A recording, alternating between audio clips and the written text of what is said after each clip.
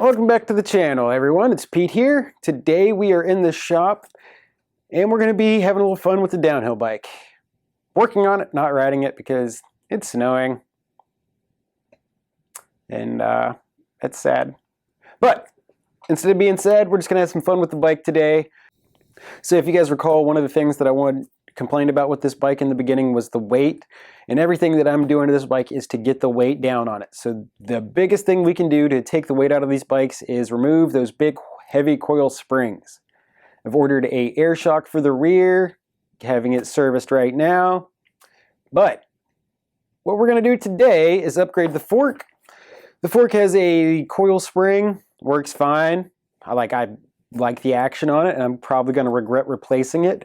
But for now, we're going to go ahead and put an air spring in there to knock a couple of grams off the bike. I think it's around 400 grams. It's not just a couple, it's almost a pound. So it's kind of substantial. The guys at RockShox do offer a full upgrade kit for that. So what we need to do is go ahead and get one of those. Well, look at that. Now I have a solo air spring kit for a RockShox Boxxer, and let's see what's inside here. We have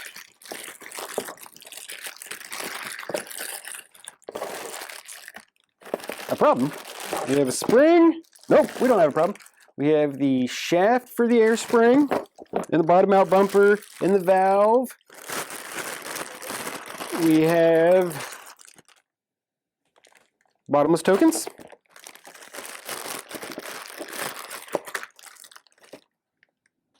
We have the air valve and top cap.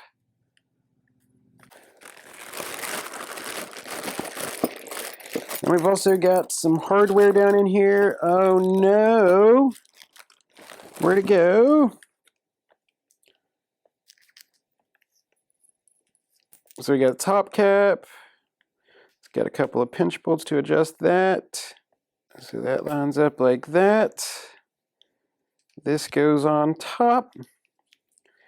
And then we have our air spring assembly. And a C-clip in there. And everything we need to make this happen.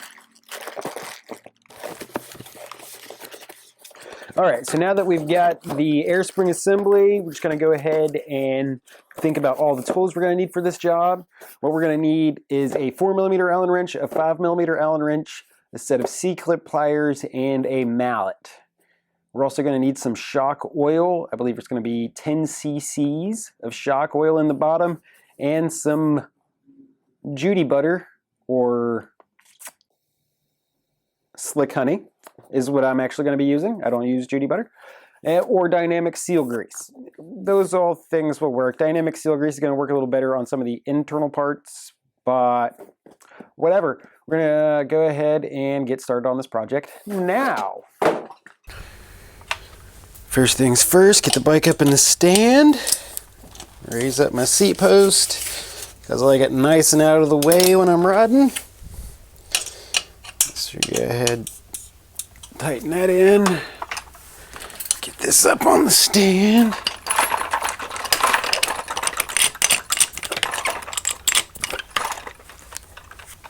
First thing I'm going to do is go ahead and remove the front wheel on the Boxxers. You got to go ahead and loosen the non-drive side a couple clicks before you can break the main axle free. So go ahead and remove that. All right, now that we have that loose, we're going to go ahead, use our 5mm Allen wrench. Break this bolt free, turn it about 4 turns outward. First tool is going to be a mallet. Second tool is going to be a vessel to catch the oil in.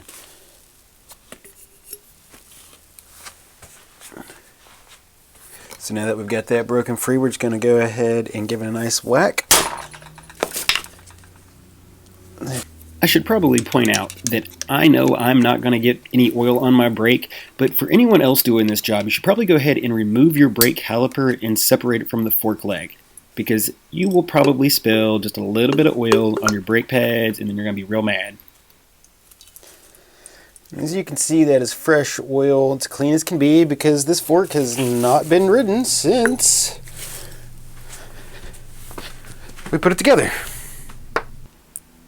So now that we've got the oil drained out the bottom, we're going to go ahead and break this cap loose. We're not going to take it all the way free. We're just going to loosen it up. We get everything loosened up. Let's go ahead and break these free. Start here, a little of a turn, a little bit of a turn. Back them off evenly.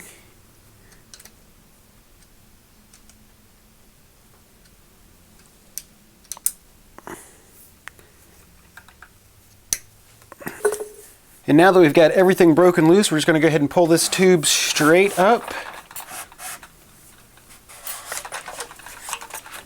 and out. So we got the kit here. It's got everything we need inside. The air spring, seal head, all that fun stuff.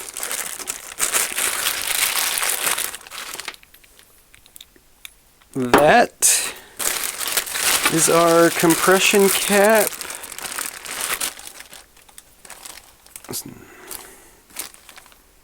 And a new bolt for the lower and crush washer. And some tokens. With this being the new spring cap, I'm going to run it without tokens and see if I can use the adjustability to gain the compression that I need. Alright, since we went ahead and loosened this on the bike, we can just go ahead, spin this all the way free. There's no real tension on that. Let's go ahead and open that up all the way. Top cap out. Spacers out, remove the spring,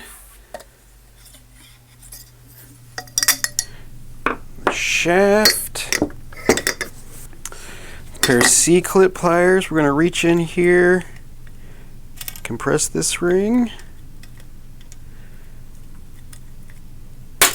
pop that right out, and everything's out.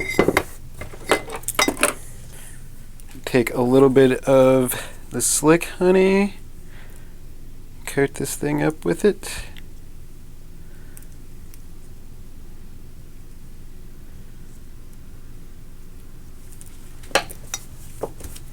So you want to take the tube here, get it cleaned out.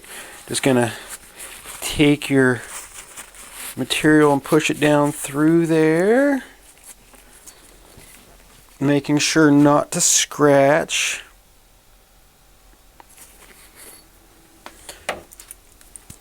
Just go ahead and give it a push on in. And just because I like lube, we're going to go ahead and put a little extra inside the seal head there.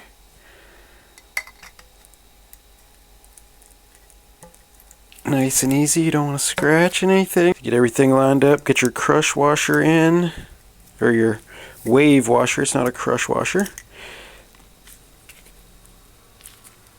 And this is all a tight fit because it is an air seal right here. Get that right there. And we're gonna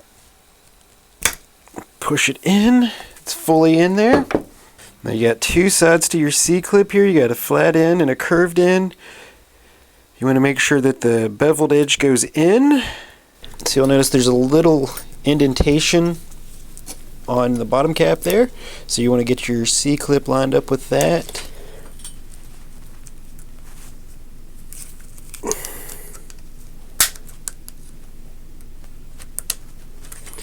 And there, you want to make sure you get it fully in there.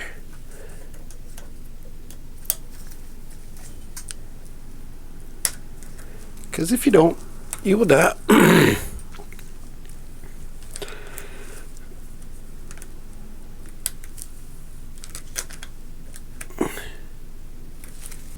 We have it fully recessed in here tab is aligned right there between the clips on the C-clip. Alright, so now we're going to take a little bit of slick honey and put it on this O-ring. Keep it off the threads. You don't want this thing being greased up and coming out when you're trying to ride and live.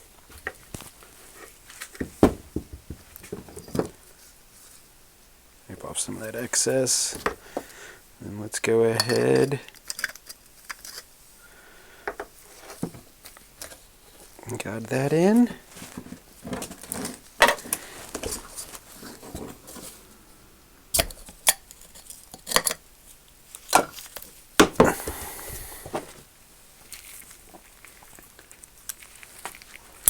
Now that we've got that on, let's go ahead and spin it on down. Now that we've got the air shaft installed, we're going to go ahead and put some RockShox suspension cleaner on the shaft here. And then just wipe it down. I want it to be nice and clean when it goes back in the fork. Nothing to scratch, cause any contamination. Go ahead and take our upper tube, which feels substantially lighter. And reinsert it in here.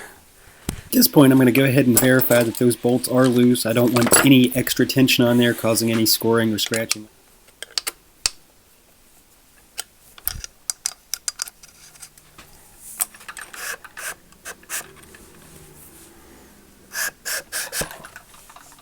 I'm going to take just a little bit of slick honey and freshen up the inside of that seal. It should be well slick since we've got just put that together the other day. Now we're gently gonna slide this in. Make sure not to destroy those energizer rings. Okay, we're just gonna pull up a little bit. We've got the bike inverted, so this way we're gonna miss the inside of that spring tube. Give that a little squirt. Get 10 cc's of OW30 down in there, RockShox brand. I'm just gonna compress that a wee bit. Take our new bolt with a new crush washer. This is a foot bolt for those of you who are unaware. Go ahead and tighten that down.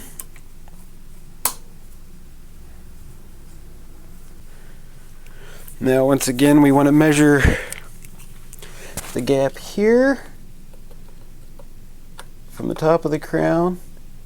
And you need this to be more than 2 millimeters. Like you can set it in a couple of different spots or whatever for preference points, but you need it to be at least 2 millimeters from the top, according to RockShox. Alright, that's about even. And now we want to go ahead and tension these bolts up. We're just going to spin them until they start to get tight. That one started to get tight. We're feeling a little bit of resistance. And we're going to walk number 1 in, number 2. Number 1, number 2. And we are just wanting to go to 5 Newton meters on here. Number 1, number 2. And those are good. Now we'll get the top one.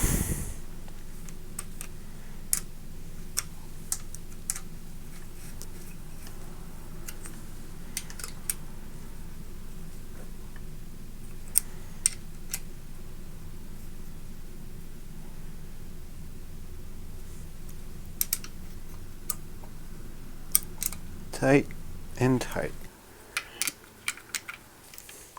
Just trying to get it rotated to an angle where I can get to both screw holes.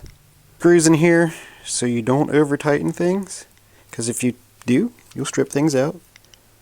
This little guy is not going to get a tremendous amount of force applied to it over its life, so we can just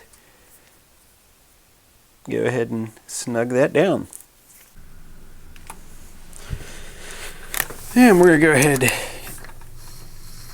reinsert the wheel, get the axle in there. Once you've tightened this side down, probably want to get just a hair more snug than that. Alright, just a little tension. And on this side, you want to give it 6 clicks, I believe. 1, 2, 3, 4, 5, 6. There we go.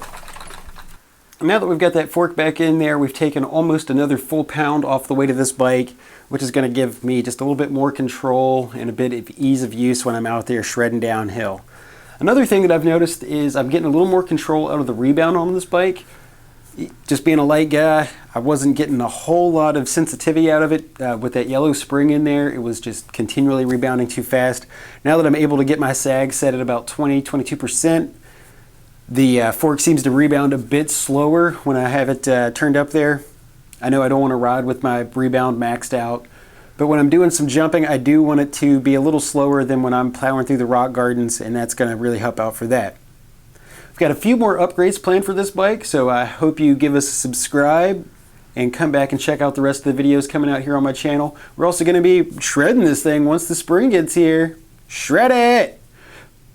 So, come back, subscribe, like, eat a donut, all that fun stuff. Stay rad.